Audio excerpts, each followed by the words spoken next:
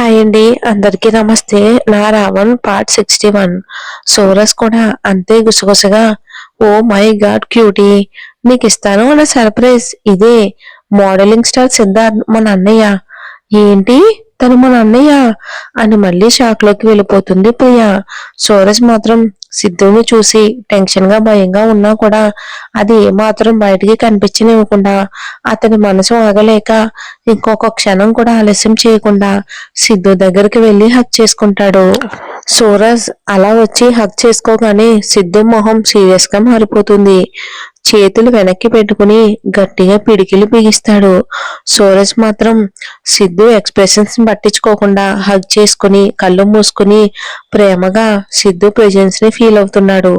సూరజ్ కి సిద్ధు హగ్ చేసుకుంటే కొత్త వ్యక్తులు అతనికి అనిపించడం లేదు. ఎన్నో ఏళ్లగా సంబంధం ఉన్నట్లు అతనికి తెలిసినట్టు సిద్ధుని కౌగిలించుకుంటే ధ్రువాన్ని హేమంత్ని కౌగిలించుకున్నట్లే ఉంది తనకి. సిద్ధు చుట్టూ చేతులు ఇంకా గట్టిగా బిగిస్తూ లవ్ యూ అన్నయ్య, లవ్ యూ సో మచ్ అని ఎమోషనల్ అవుతాడు. అతనికి తెలియకుండానే కళ్ళలో నుంచి కన్నీళ్లు జారిపోతాయి. 2 నిమిషాలకి సిద్ధు నుంచి దూరం జరిగి, నేను కూడా నీకు చాలా పెద్ద ఫ్యాన్ని తెలుసా, నాకు అన్నయ్యని తెలియక ముందే నువ్వంటే నాకు చాలా ఇష్టం. ఎవ్వరి సపోర్ట్ లేకుండా ఇంతగా ఎదిగిన నువ్వంటే ఇష్టపడిన వాళ్ళు ఎవరుంటారు? నువ్వు నా రోల్ మోడల్వి, నిన్నే ఇన్స్పిరేషన్ గా తీసుకున్నాను. నీలాగే నేను కూడా ఎవరి సపోర్ట్ లేకుండా కష్టపడి కింద నుంచి రావాలి అని డిసైడ్ అయ్యాను. నువ్వు అన్నయ్యని తెలియక ముందే నువ్వంటే నాకు అంత ఇష్టం. ఇప్పుడు అన్నయ్యని తెలిసిన తర్వాత ప్రాణం కంటే ఎక్కువగా ఇష్టంగా మారిపోయావు. నిన్ను చూడకుండా కలవకుండా ఉండలేకపోయాను. నిన్నటి నుంచి నిన్ను కలవడానికి ఎంతగా వెయిట్ చేస్తున్నానో తెలుసా అన్నయ్య అని తనలో తానే చెప్పుకుంటూ పోతున్నాడు సూరజ్. సిద్ధు మొహంలో అదే సీరియస్నెస్ కనిపిస్తుంది. ఇక ఎటువంటి భావాలు కనిపించట్లేదు. అసలు హీరో అన్నయ్య ఫేస్ చూసి మాట్లాడరా బాబు. ఎప్పుడు నీ వేలో నువ్వే పోతావా, ఎదుటి వాళ్ళ ఫేస్ ని పట్టించుకోవా? అన్నయ్య ఎక్స్ప్రెషన్ చూస్తూ ఉంటే ఇప్పుడు మనల్ని తన్ని బయటికి గింటేలా ఉన్నాడు అని చేతులు నలుపుకుంటూ సిద్ధు వైపు సూరజ్ వైపు మార్చి మార్చి చూస్తుంది. సిద్ధు కోపం తెలిసిన అమ్ము ఇప్పుడు ఏం జరుగుతుందా అని టెన్షన్ గా చూస్తుంది. కానీ సూరజ్ గురించి తెలిసిన అమ్ము సిద్ధుని అన్నయ్యగా యాక్సెప్ట్ చేసి సిద్ధు మీద చూపించే అతని ప్రేమను చూసి ఆమెకి ఎంతో ముచ్చటగా అనిపించింది. నీలాగే మీ అమ్మ అన్నయ్య మిగతా వాళ్ళు ఎందుకు ఆలోచించలేకపోయారు అనుకుని బాధపడి ఉంది. సూరజ్ ప్రియ వైపు చూసి, అక్కడే నిల్చున్నావు ఏంట్రా ఇలా అన్నయ్య దగ్గరికి అని ఆమెను దగ్గరికి తీసుకుని వెళ్లి తన చెయ్యి పట్టుకుని సిద్ధు దగ్గరికి తీసుకొచ్చి, అన్నయ్య తను మన చెల్లి ప్రియ, నీకు తెలిసే ఉంటుందనుకో. ఏ క్యూటీ అలాగే నిలుక్కుపోయావు ఏంటి, అన్నయ్యతో మాట్లాడు అంటాడు. ప్రియా ఏం మాట్లాడాలి అన్నయ్య, ఫేస్ చూస్తూ ఉంటేనే వణుకొస్తుంది అనుకుంటుంది మనసులో. సూరజ్ ఇంకా ఏదో మాట్లాడుతూ ఉంటే సిద్ధు గొంతు ఒక్కసారిగా కంగుమంటుంది. ఆ వాయిస్ విని అమ్ము ప్రియా సూరజ్ ముగ్గురు ఉలిక్కి పడతారు. మళ్ళీ అదే గంభీరమైన వాయిస్, ముందు ఇక్కడి నుంచి మీరు బయటికి వెళ్ళండి.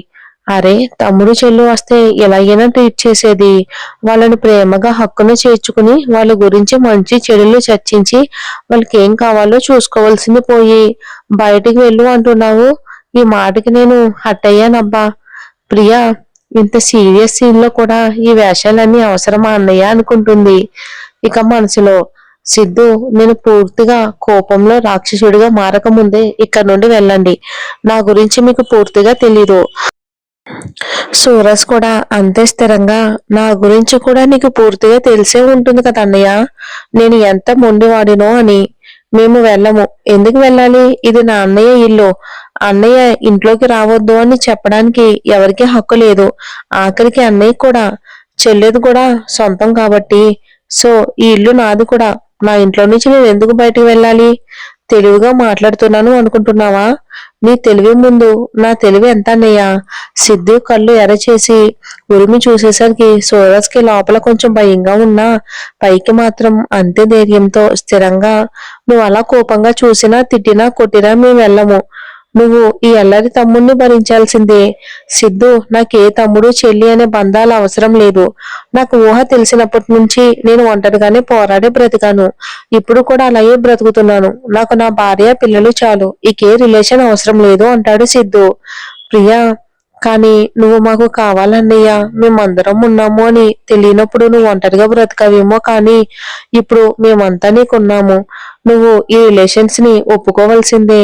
నువ్వు నాకు కావాలన్నయ్య, నీ ప్రేమ కావాలన్నయ్య, నువ్వు మాకు కావాలి.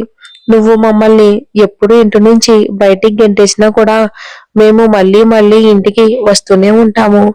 నువ్వు మమ్మల్ని యాక్సెప్ట్ చేసే వరకు నీ నీడలాగా తిరుగుతూనే ఉంటాము. సిద్ధు కోపంగా పళ్ళు కొరుకుతూ ఏదో చెప్పబోయేసరికి, డాడ్, ఎవరు వీళ్ళు అని అంటారు సందీప్ అన్ని. అప్పుడే నిద్రలేచి కిందకు వస్తూ సోరస్ ప్రియాని చూసి, వాళ్ళ క్యూట్ స్వీట్ వాయిస్ విన్న సోరస్ ప్రియ ఇద్దరు కళ్ళు ఇంత తీసుకుని సన్నీ బన్నీ వైపు అలాగే చూస్తారు. తెల్లగా ముద్దుగా బొద్దుగా గుమ్మడికాయల్లా ఉన్న సన్నీ బన్నీని చూస్తూ ఉంటే ఎప్పుడెప్పుడు వాళ్ళని దగ్గరికి తీసుకోవాలా అని మనసు ఆరాటపడుతుంది. సిద్ధు వాళ్ళ గురించి ఏం చెప్తాడో అని సోరస్ వారగా సిద్ధు వైపే చూస్తున్నాడు.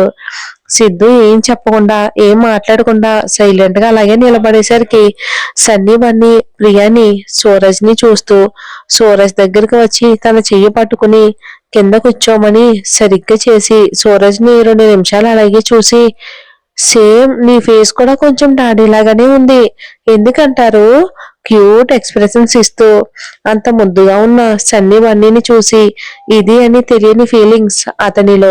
వెంటనే వాళ్ళిద్దరిని నుదుటి మీద ముద్దు పెట్టుకుని గుండెకి హత్తుకున్నాడు. ఇద్దరిని నిన్నటి నుంచి వాళ్ళని ఎప్పుడెప్పుడు ఇలా గుండెకి హత్తుకోవాలి అని ఎంతగా తపన పడ్డాడో సూరజ్. అలా ఇద్దరిని దగ్గరికి తీసుకోగానే శరీరంలో ఏదో చిన్న జర్క్ ఇచ్చినట్టు అనిపించింది సూరజ్ కి. వాళ్ళ మొహం అంతా ముద్దులు పెట్టుకుంటూ మళ్ళీ అలాగే హక్ చేసుకున్నాడు. ప్రియ కూడా మోకాళ్ళ మీద కూర్చుని వాళ్ళ హెయిర్ సరిచేసి వాళ్ళ తల మీద ముద్దులు పెట్టుకుని ముగ్గురు చుట్టూ చేతులు వేసి హక్ చేసుకుంటుంది. సిద్ధు సూరజ్ ప్రియని బాబాయ్ అత్తయ్యగా పరిచయం చేస్తాడా, మరి ఎవరో బయట వాళ్ళు అని చెప్పి సూరజ్ ప్రియ మనసు బాధపడేలా చేస్తాడా? చూద్దాం. అంత తొందరగా మారతాడంటారా సిద్ధు? ఛాన్సే లేదు. చూద్దాం నెక్స్ట్ ఎపిసోడ్ లో.